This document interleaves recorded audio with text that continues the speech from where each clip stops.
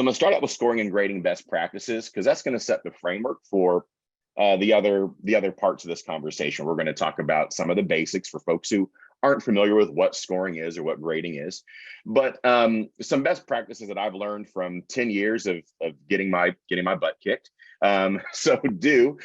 Establish clear and consistent thresholds. When I'm working with clients, establishing clear and consistent thresholds means I suggest weekly sales and marketing sync calls, so you understand, what's working, what's not working, particularly when it comes to things like grading. Some of the things I heard from the folks that I was with in my breakout session are what I hear for, across a lot of different organizations. I don't trust the grade, right? If you're in marketing, you do all this work, you set up all these automations to establish, your ideal profile and set all this criteria. You have a grading system in there, you're sending those leads over to sales. First thing that they tell you is, Brandon, these leads aren't qualified. These aren't good. This grade doesn't mean anything to me. The first thing I do is ignore the grade, and I have my own criteria.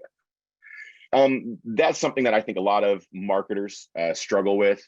Grading and scoring, they can vary so much between organization and what criteria is important to you based on what you're selling and all these different things. And one of the best things that you can do is even just outside of the platform, right? It's not necessarily about adding another automation rule or adding more criteria. It's just about talking through things. So oftentimes a grade, we're always going to know what a grade is. We're always going to know there's going to be those variables that we might not be able to control, particularly when we're talking about inbound leads, submitting information on a form. Folks can type in whatever they want. Brandon might misspell his job title. I might have the wrong industry, whatever. There's going to be the variance that we can't plan for. But what we can do is we can get aligned as sales, as an internal team. So if the marketing team is saying, okay, sales, this is the criteria that we have when we're establishing our grade, it helps because everyone's on the same page. And we still might be very much aware that, that B+ score, there might be some variables there, but if everyone knows what's driving that B+ score, it can make that grade a little bit more meaningful to someone versus, I think the bad part of that, I'm careful about my words. The bad part of that is if you do a bunch of work as a marketing team, set up some scoring criteria and mechanism, and then no one trusts it, no one believes it, no one uses it, right? So by having consistent meetings with scoring and grading, I think that really helps a lot. Conduct regular assessments and alignment meetings, so similarly, but let's go through a lead list with sales. So one of the best things that I've learned to do as a consultant is it doesn't matter how smart Brandon is or what programming things I know or how much I know about Salesforce or anything like that. If my non-technical sales team has no idea what any of the stuff I'm doing means, it doesn't matter. So by having alignment meetings, it actually helps you with your scoring and grading strategy because you're not spending so many cycles building out something that someone's going to ultimately reject, right? Because you're getting that alignment, and things can improve incrementally over time. So rather than trying to make big, we're going to change the threshold to mean this, or we're going to rearrange our grading, understanding that it is a process that is going to change and evolve over time. And the best way to get there is to have those regular meetings. The more that everyone is on the same page, that is going to be infinitely more powerful than however much your company spend is on your technology stack. And then use clicks, not code. One of the mistakes that I made early on when I was in the Pardot world, I was a new Salesforce implementation partner. I was trying to force everything into Pardot. And I think some of the names on here are kind of familiar. I helped some folks implement Pardot a long time ago, maybe for previous organizations. And I remember being a consultant back then and having a requirement come through. Oh, we want to do, after a case is closed, we want to send a survey, but we just bought this Pardot thing. We want to use Pardot to send surveys. And as a new consultant back then, feeling like the way that I build value in this tool was I'm going to build a bunch of stuff that's going to, route case completed information back into Pardot and is so customizable. And I'm patting myself on the back thinking that I'm awesome. But then all that happens is someone else looks at it and they're like, what? I don't know what this is. I don't know what any of this is. I don't know how to write Apex code. So I learned over time that trying to do things too fancy don't necessarily help. And oftentimes there's easier ways to accomplish similar things. And sometimes maybe the answer is, hey, look, sorry, Christina, but when your customer completes their case, or when you complete a case, you know what, you have to, send a par email, man, or do something different that's not so automated, because a couple of things happen, particularly when you're in a consulting role, or all of us, maybe a new job opportunity comes along, maybe you win the lotto and you're done. I'm not going to be a marketing manager anymore. The next person that comes into your role is going to have to do a bunch of detective work and figure out what was done. And then that's, a negative impact for you. So after you leave, it's negative impact, and then just managing it, right? I remember setting up so many custom things, whether it's with a gravity forms or some kind of integration that's doing so much that anytime a minor change happens, everything breaks. Now you're going back and fixing code and debugging things, when your time could probably be spent in better places. There's a lot of powerful ways to use the out-of-the-box solutions in Salesforce or in Pardot. So finding ways to use clicks, not code is very helpful. And one of the things that I do now as a consultant is I'll just tell very upfront, that's outside of what the platform is designed to do.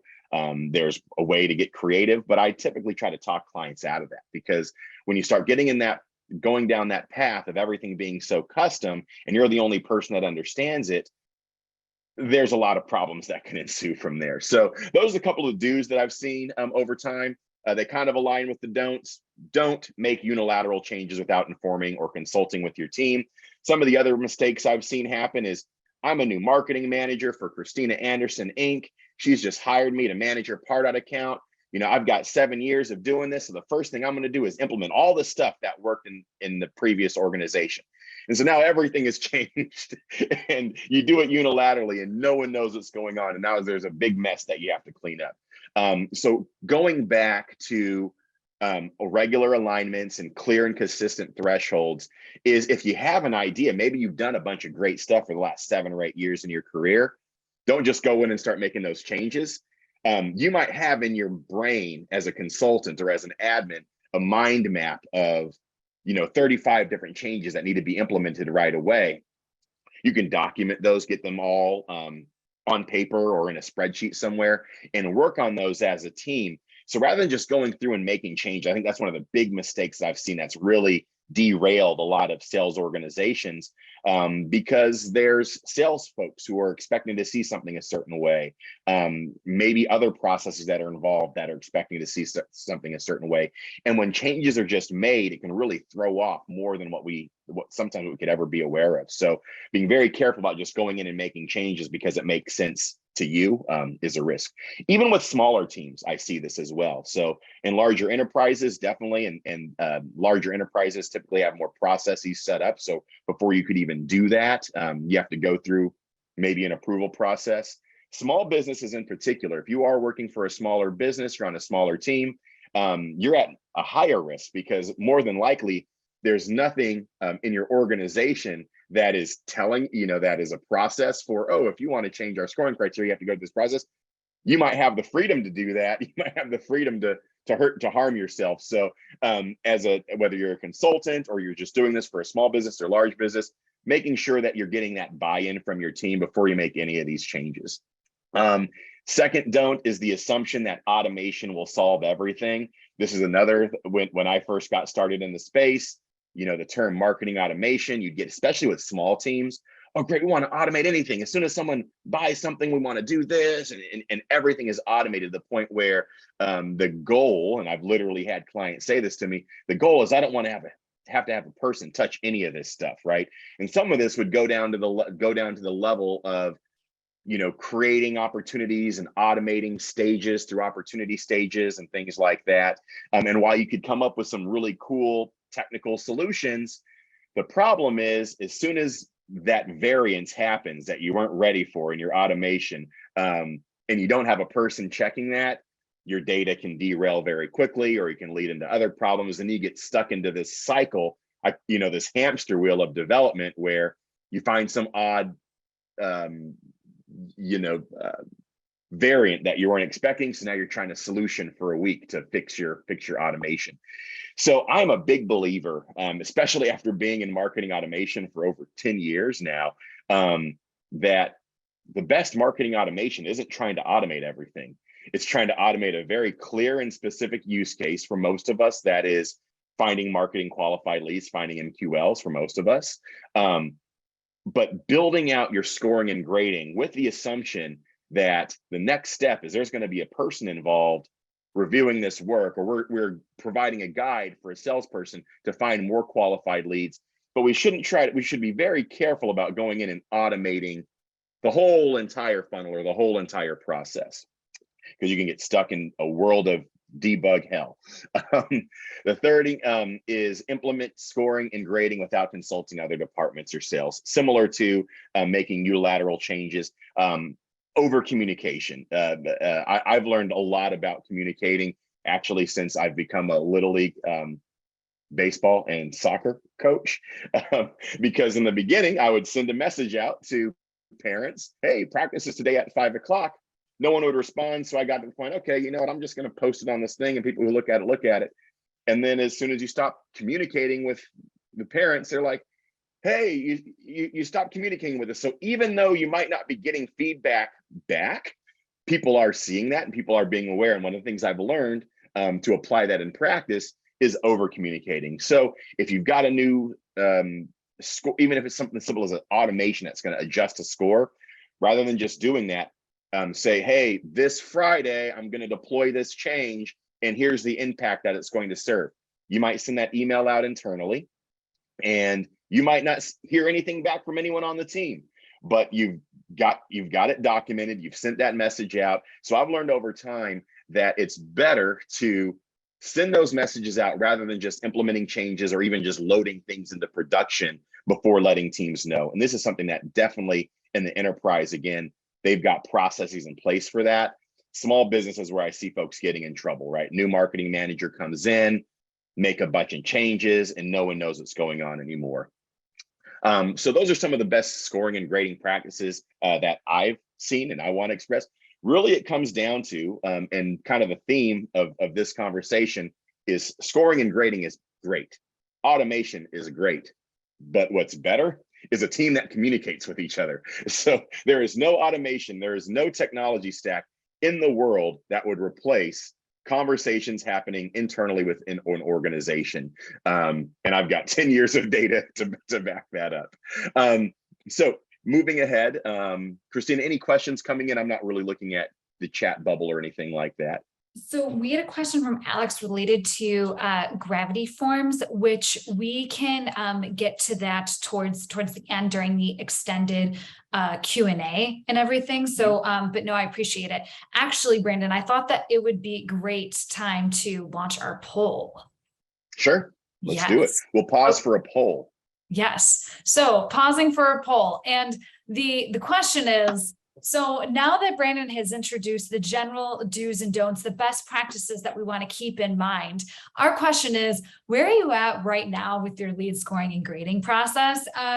Have you implemented scoring, but maybe haven't set up grading yet? Maybe you have both. Maybe you have both plus scoring categories and scoring degradation. Maybe some of you have Einstein in the mix. So go ahead and share with us where you are at. But Brandon, one of the call outs that I wanted to provide from your previous do's and don'ts, two things. I love how you emphasized to align with sales and to make sure that you're having that conversation. I got to give a shout out to Logan Childs, who I think is still with us on the call. He always used to advise, like, you know, back when we were all in the office together, like get your sales team pizza, have lunch together, like, if the conversation isn't happening before then, that is one way that you can make sure that you sit down with your sales team. Thing number two that I wanted to point out too is how you encouraged people to regularly meet about their scoring and grading process and the strategy behind that. I feel like so many people are ready to just set it and forget it, but no, this is something that you need to revisit. So thank you so much for emphasizing that. Yeah. And that term actually drives me crazy. Set it and forget it. It became popular when automation was big. Oh yeah, you just turn this thing on and you never have to look at it again. And you know what ends up happening? Those are the folks that, I get someone reaching out to me like, hey, we've been doing this thing for 2 years and everything is broken. We need an audit. And it's generally because someone set it and forget it 2 years, set it and forgot about it 2 years ago. And I love that because here's the thing too, and we see it even at Cypress when we're doing our internal marketing for our stuff.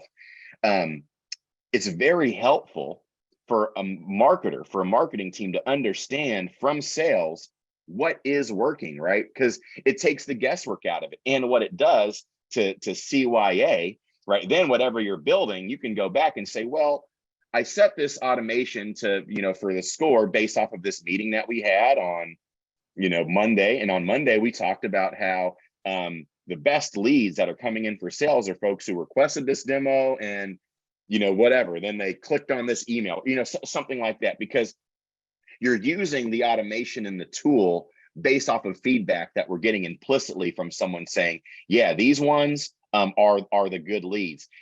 And the reality of it is that stuff changes a lot. So it's good, and we'll get into that more, but it's good to have a threshold to understand, right? When a score gets to 100, this is what that means. If a score gets to 500, this is what that means. If a score gets to 1,000, however complex or simplified you're making that threshold, once you establish that, then the parameters can change of what sets the threshold. And it's normal that, based off of what campaign is being run, or that's where scoring categories start getting great, because you don't have a single score, you've got scoring categories. For a long time, only a few people had scoring categories, like in the early days. So you just have to use a score, and it was kind of this moving target.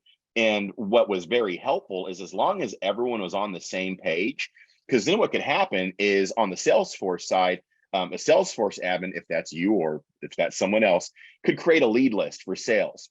And it could be as simple as everyone whose score is greater than 100 is going to show up on this list. And that's going to be that target that your sales teams are going to go after. So when you have that threshold, then now you're on the same page and you can start using different criteria, whether it's clicks on an email, form submissions, page actions, whatever it is that you're using inside. Now you're using the technology to drive that score, but everyone knows what those scores should mean. And it's easier to change what that criteria is going to be for the threshold. I like that a lot. Any other questions? I'm seeing the chat bubble go up, but I don't want to click off of. It's all good. Everyone was sharing resources via the gravity forms question, but like I said, we'll get to that. And by the way, thank you all so much for always just providing very helpful resources to each other. We really appreciate that. Shows what an amazing community this is.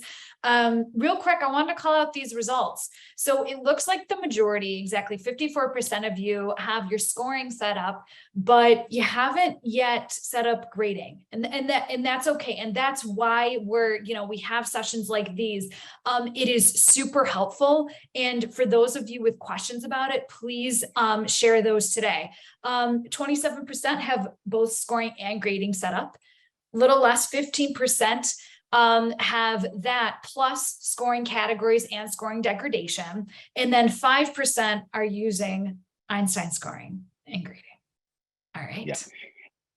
And that's a bit of an upgrade too. I think that's kind of what we see in general. Not everyone is shelling out those big bucks. So just a little bit, this slide is a little bit of a review. So I think most of the folks on this call know what scoring and grading is.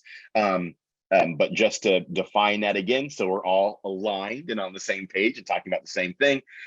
Scoring is going to be a number that's used to track engagement. So when we think of, Brandon clicks on a page, we have a page action. We're going to increase Brandon's score by 10 points, or Brandon unsubscribes, so we're going to decrease Brandon's score by 10 points. The idea is, generally speaking, in most cases, the higher the score, the more engaged someone is, and the lower the score, the less engaged someone is. The way that I've seen it explained is that is how interested a prospect is in you, whereas grading is how interested you or your company should be in that prospect. So yeah, an example of scoring, A prospect score increases when they submit a demo request. A prospect score decreases when they are non-responsive. So we're going to talk a little bit about score degradation in a little bit, and some of the things that I've seen over the years. It's really helpful to keep your scores in line. When we talk about thresholds, things like that. A grade is going to be not a number, but a letter that represents the likeliness of someone being your ICP, or your ideal candidate, or ideal customer profile. This is set by setting criteria inside of Pardot. One of the things that's tricky about grading is, while most of us are associating criteria with a specific field, with specific data. So if industry equals manufacturing, that is a match. If company size is greater than 20 employees is a match. We always think of grading around that criteria. But when you're setting it up in Pardot, and I think everybody here is Pardot, right? This is a Pardot only group. Just want to confirm, because yeah. For the most part, I'm pretty sure. For the most part, either Marketing Cloud, or like a lot of people are using Pardot or Marketing Cloud account engagement. Yes, sorry, yeah, Marketing Cloud account engagement. That's right. Much more to say. So when you're setting up your grading criteria, it doesn't have to be a one-to-one relationship with a field. So a criteria, you're just setting whatever criteria that ICP is going to be for your company. And then when we're looking to automate that grading criteria, which most of us are looking to do, that's done using an automation rule. And then that automation rule could be a combination of values to meet that criteria, or the most common way is, okay, if company size is greater than 20, you've got your company size field, for example, then that might bump a grade up or bump a grade down.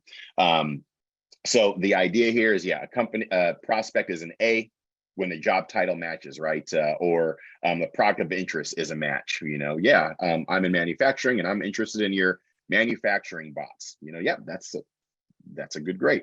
An F is when they're outside of your service area, or it doesn't meet budget requirements. So if I am selling solar panels in Seattle, which, well, with climate change, I mean, right now we've been having a 90-degree streak, but growing up, this was not the place to install solar panels. That might be, if someone is outside of my, where our company services, that might mean that they're an F, right? Kind of ignore these. Some of the things that we have seen with grading, and I've seen, and we also discussed in our breakout group, is you can't always trust the data, right? Someone puts in the wrong information in a form, or the data is wrong, and so now you've got some Fs that shouldn't be Fs. So how do we handle that? We can talk a little bit more about that in a bit. But grading, the idea is you're setting a set of criteria that defines what that ideal profile, that ideal customer is. So we're providing more insights for sales. And I think that's important, is it's providing more insights for sales to get an idea of where they should be spending their time. And so for companies, going back to the poll, for companies who haven't implemented grading, or you've implemented grading and you're having some of that pushback, I think it's important to say, with scoring and grading, sales, when you're having these alignment meetings, sales, these are additional data points that you have that we're pulling in from marketing under your best guidance to give you an idea of a qualified lead.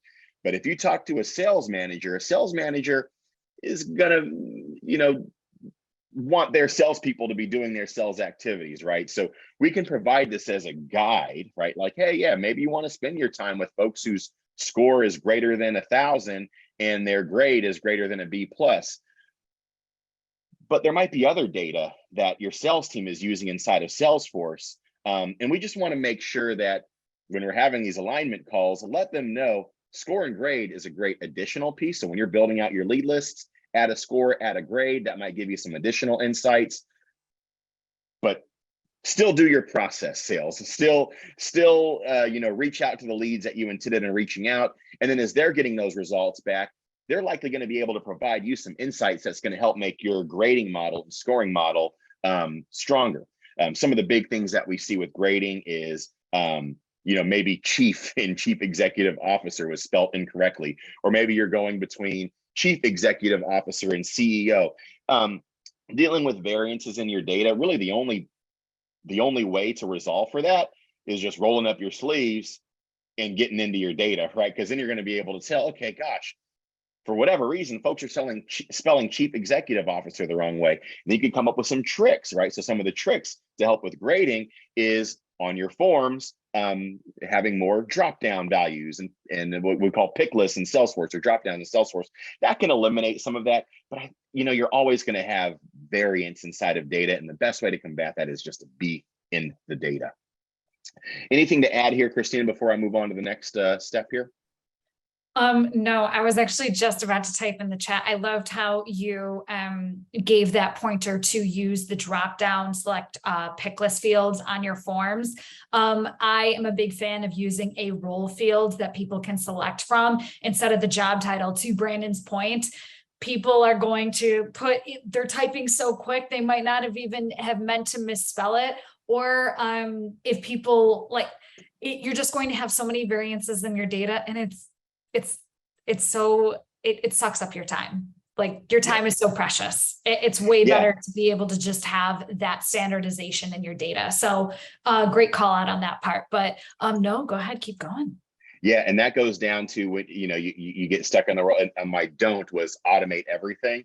That becomes one of those things where you're stuck in this rabbit hole where you're trying to program for every single variance that's going to come through your form, when a better solution is a simpler solution is change it to a drop down and use that as your metric. So yeah, if you're going through these struggles, hopefully this is good, like a support group, right? Like, we all go through these challenges together. You're not the only one that's having that problem, and so hopefully that's helpful.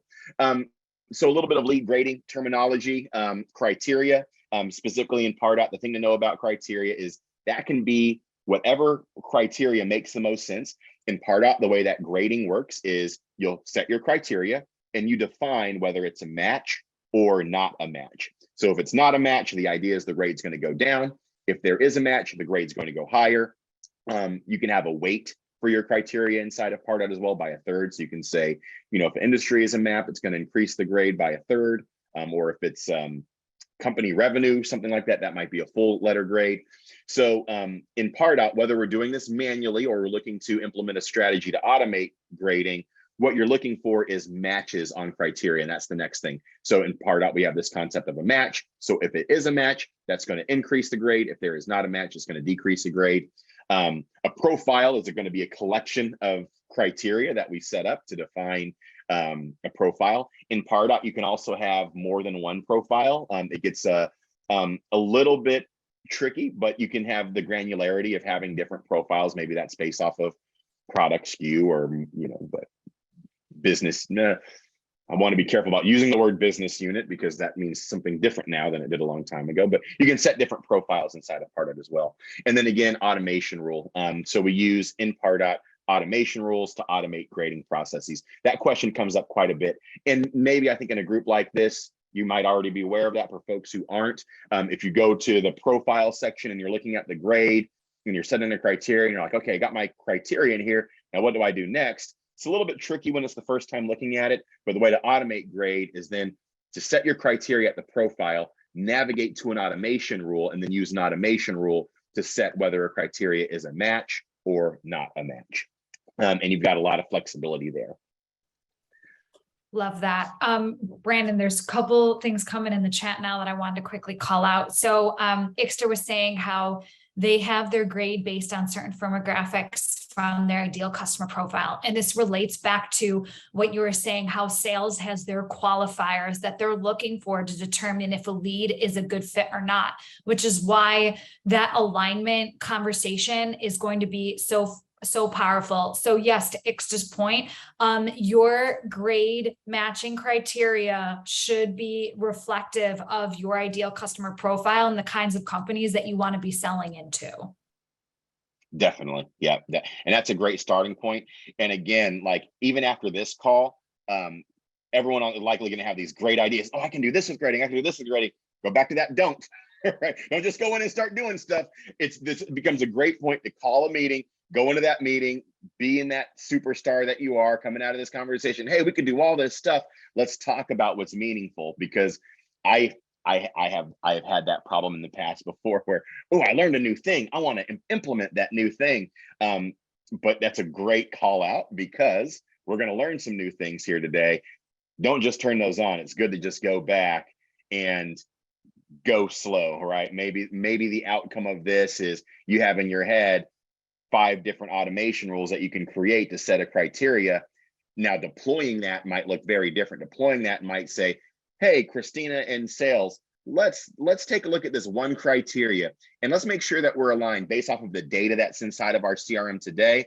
Do we have inside of our CRM account revenue? Is that a field that we are using? And if it is using, if your sales team is using it and actively updating it, or if you're using, one of these data enrichment platforms and, oh, you know what, actually, we don't use the default annual revenue field, but we have this custom thing, Zoom annual revenue or whatever it is. That's very important because that's a big issue. You go in and build out a bunch of stuff and just to find out that your sales team is actually using a different field or using something totally different. So yeah, alignment, very important, especially if you're looking to automate this stuff.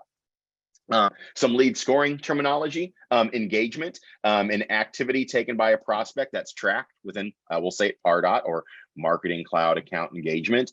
There's some default scoring rules that are going to be part of your Pardot account, but also I think pretty much every completion action inside of the platform, the ability to adjust a score is going to be part of that. So Brandon clicks on a specific link in an email, Brandon clicks on a custom redirect URL, Brandon completes a form, increase a score, decrease a score. A scoring system is important. Whoops, earbud fell out. My ears are too small. A scoring system means that you've established thresholds. And so you and your organization are all on the same page with what a score of 100 would mean or what a score of 1,000 would mean. And I'll say, I work with a lot of different organizations. I'll typically throw out initially, use a threshold of 100, just because I think that's been preached to a lot of different folks.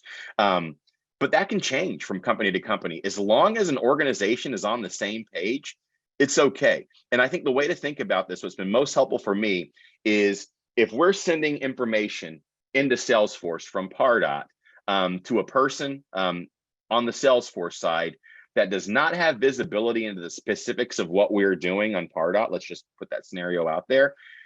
As long as everyone knows what a score of 100 and greater means, that means, okay, this person is engaged. It really helps everything else from there, right? As you're making changes to what a score might be, or you're adding additional completion actions or automation rules, whatever they are, if you know in your head that your number is 100, you can start building the rest of your platform around that. And I think for most marketers that I talk to, scoring makes a lot of sense and we understand this. Where I've seen things go sideways is when a new person comes in and a score changes, or they're not even thinking about a scoring system altogether, and it's just someone did something. Ooh, someone requested a demo, 100 points. They're just giving out points like Oprah. You get 100 points, you get 100 points, you get 100 points. So having some kind of ideal number and that's your threshold, and then working around that really helps you define everything else as you're deploying a good scoring strategy. And we'll talk a little bit about score degradation. It allows you to say, okay, if someone hasn't been engaged for a long time, how many points should we lower them to, or should we set their score to another to 5 or whatever your number is. When you have that threshold, it becomes much easier building additional automations and rules and rolling out additional content strategies with that threshold in mind. Scoring rules. So you've got your default scoring rules in Pardot. You'll access that through your admin panel. And then it's just a criteria to increase or decrease a lead score inside of Pardot. And again, you also have the ability to do it in completion actions. I find most folks I work with are going to be doing that from completion actions, more in completion actions, less in scoring rules, but you do have the ability to control it in both. And then Einstein Score. So Einstein, for folks who may not be aware, when you hear Einstein in regards to Salesforce, they're talking about their AI.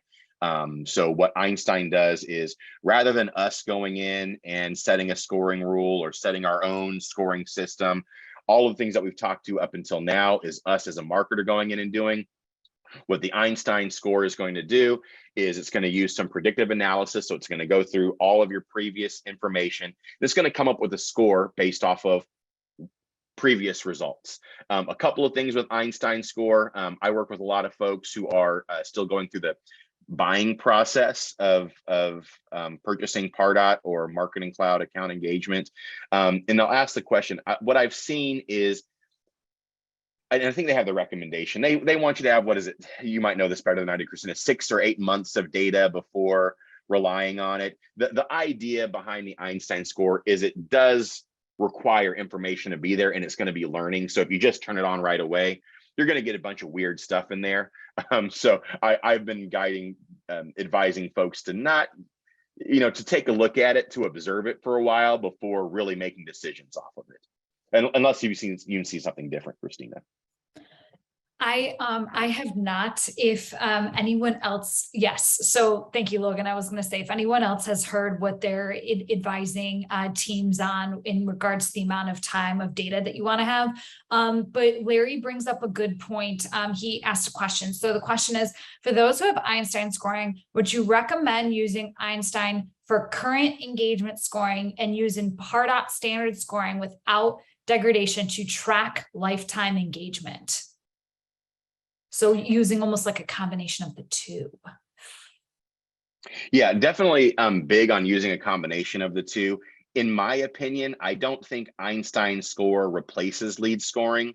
I think it just goes back to, with everything, understanding what it's doing. And it's taking data that you have in the system with previous engagement information, and it's generating a score based off of its best information. So if Einstein score is something that you've recently rolled out or you're planning to roll out, what I would advise doing is turn it on for yourself and for your marketing team, or turn it on for your team, and just make sure that everyone is aware of what it's doing. When we turned it on for our organization, one of the first things that we saw was a bunch of people have a high score that we knew they weren't really high scores. And it was because, like, we do a bunch of, free stuff also, right? Like free sessions. You might have a bunch of people sign up for your free session. That doesn't mean that they're going to be a 100 just because they signed up for that, right? And so what we started seeing over time, I think we've had it going in our account for over a year now, and it has gotten better. And what it's starting to do is take a combination of, engagement plus data. So it's really like a combination of what I see, scoring and grading into this score. And for how it's used, I use it just as a tertiary, a third metric for a marketer, right? So or for sales. So you can see this field.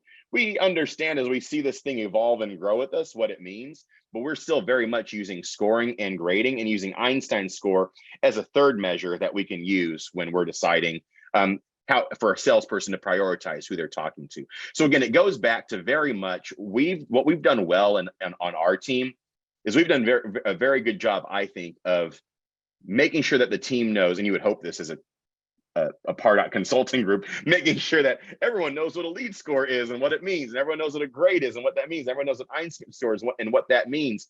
However, our sales team will use that as a guide, but that doesn't mean that they're still not going to reach out to someone who's a B or a C, or they're not going to reach out to someone who has a lower Einstein score, but they'll use that sort of with a grain of salt as a guiding point. And then maybe that just means they're going to get their day started with, the folks who have a score of 1,000 or higher, and they're at A+. That's a starting point, but that doesn't mean completely ignore anything other than that. And we've been rolling it out that way, and it's been very useful for us. Thank you. Cool. That definitely makes sense. Shall we keep going? I think absolutely, we got a few. Yeah. Yep. So some scoring and grading concepts, an engaged prospect. So what's that threshold score that you're going to share with your team that says, look, if it's this grade or higher, that means that they're engaged. Whether you're going to add additional automation to that's up to you. But at a minimum, one of the great things about how data is shared back and forth between Pardot and Salesforce is your sales team can make a list with a score and a grade on there. So an engaged prospect, what I would suggest, if you haven't done it already, is coming up with what that number is going to be, whether it's 100, 500, 1,000. I find that doesn't necessarily matter as long as you're on the same page. And then your sales team is going to know, okay, because this score is greater than X, that means that they've been engaged with stuff. And now when you're doing your score degradation, I'll have a screenshot example of that in a little bit. That might mean if someone has not been active over a certain amount of time, or maybe they go to that form, not interested form. I've seen folks set up forms where they're not interested, or they've gone to an unsubscribe page or something like that, lost opportunity. Things like that can lower score below the prospect threshold. And then you can also use that same strategy for re-engagement as well. So establishing a threshold to define what an engaged prospect is, the concept of what an engaged prospect is an important one to know as you're implementing your scoring and grading concepts. ICP, it sounds like a lot of folks, we've been having this term in our conversation, ideal customer profile. So when you're setting up your criteria, what are those matches, and what drives them? And if someone matches all of those, that's your A+ person, right? The ideal customer. Score degradation. This is a process specifically when we're looking at automating score degradation, is including a rule that's going to lower a grade if no activity happens over time. So the idea is a score is going down over time as either engagement drops off or things are happening that are showing that this person might not be as engaged as they once were. And that's important because what can end up happening, and be interesting to see a raise of hands if y'all have seen this before, you've got prospects inside of your database who might have been there for longer than a year, and you've got Brandon, his score is 10,000. You got Christina in there, she's 20,000 because she's been clicking on stuff over time, but there might be periods where she's not engaged. And when we're thinking of scoring and grading of a score, giving our sales team leads to go after right now, a score degradation process is important, because if Christina's not engaged right now, or she hasn't been looking at things, and whatever sales cycles change, from company to company, but if she hasn't looked at anything in 6 months, it might be worth putting a rule in there that's going to reset her score back to 0 or 5 or 10 or whatever that is, and then let her work herself back up, because that's going to give your sales team some better insights versus, oh yeah, I look at this record every day. I pop into Salesforce. There's Christina Anderson. She's got a score of 20,000, 30,000, 50,000. It's just going up and up and up, and it doesn't mean anything to anybody anymore. And then Einstein Score, again, is going to use predictive analysis. We don't set Einstein Score. There's no automation rule that we're plugging in for that. It's just taking a look at our data for us and then generating us a number for us. And so it's good to understand what that means so you can use it to your benefit and communicate that out to your team. So a lead grading exercise. There are a lot of folks here who have not yet implemented a lead grading strategy. So this is a nice 3-step process that you can go to. Feel free to take a screenshot of this if you like. One is identifying the criteria. And these are great subjects to have in those sales and marketing alignment meetings. Oftentimes, maybe your organization already has some of this stuff set up. What I find is there are times where this changes over time, depending on what the product is. Specifically with startups. If you're working for a startup, it's very, very common that they might go into this with an idea of what the criteria should be. And then after a few months, that criteria might change. So lead grading exercises, identifying what that criteria is, and that it could be okay. That criteria might change over time. Some of the standard ones that we see are things like company size, annual revenue, location, industry, department, job title, role, things like that. Those are kind of the standard criteria that stand out. But one of the cool things in Pardot is your criteria can be whatever you want it to be, whatever makes sense for your business. And then you're going to do some weight based off of that criteria. And again, these are all conversations that you definitely want to get your sales team involved in. You don't want to have these unilaterally. You don't want to be locked off in a small, 3-person room and say, we came up with this great grading strategy with, me and Christina wrote this up on our own. Definitely get people involved, get feedback. Because you might hear from sales, you know what? Annual revenue is the most important thing. Especially if you're selling a high ticket item, to a company that doesn't qualify, maybe the annual revenue is a full grade weight. Maybe location, if you're again doing solar panels in Texas and you have people reaching out from Florida, that's a big, that's a no, right? So understanding the weight. Again, in Pardot, you have the ability to do 1/3, 2/3, or a full letter grade. So for each of your criteria, you can determine how much you're going to weight each one of those. And these are definitely alignment conversations. And what you might find is it's 2 or 3 or more, and they're ongoing sessions, tweaking and revising these just to make sure that you're all aligned and on the same page. and then what those values are, right? So if location is not equal to USA or not equal to United States, that might mean that they are not a match. Because once you go through this exercise, now you have what you need to define your criteria for automating these things. There's a grading worksheet. You can Google this thing. I find this very useful when I'm working with clients. We'll work off of this grading worksheet. It's the same grading worksheet I've been using for, I think, close to 10 years now. I'm feeling old just saying that. We just go through this, right? With every customer, we'll go through this, and we're talking about implementing grading. What's important, and we'll have this maybe not the whole sales team, but maybe a sales director or sales manager on that call who's representative of what's important on sales. And this uses 5 categories. I think 5 categories is a good standard to go off of. Your companies might be different, but go ahead and take a screenshot of this. You could also Google this and find this exact same thing. This is the Salesforce flavor of this grading worksheet. And I find it's just really useful to go through this thing.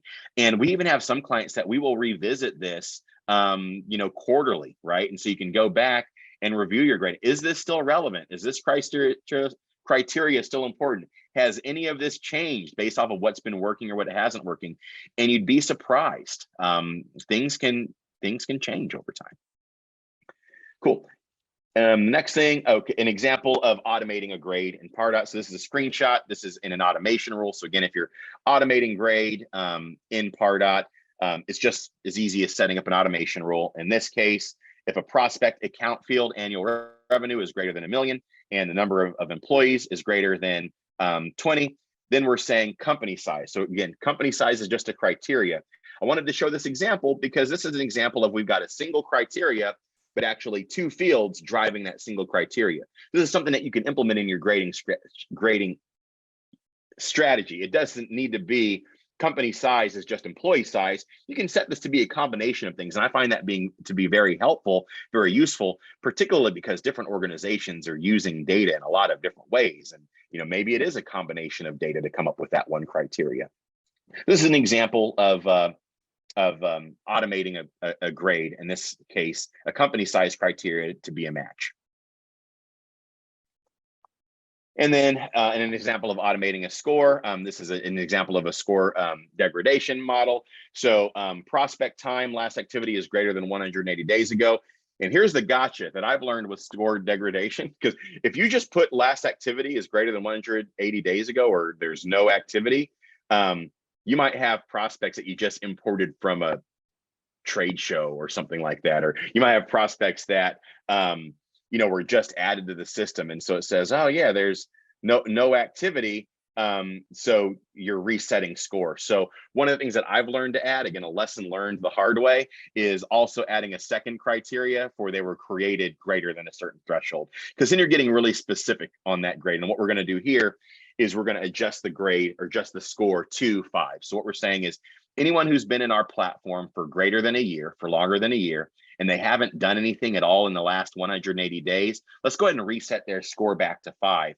So we don't have, Christina or Brandon who's got a score of 10,000 or 20,000 or 50,000. And if they do, we know that at least means that they've been active for, less than 180 days ago.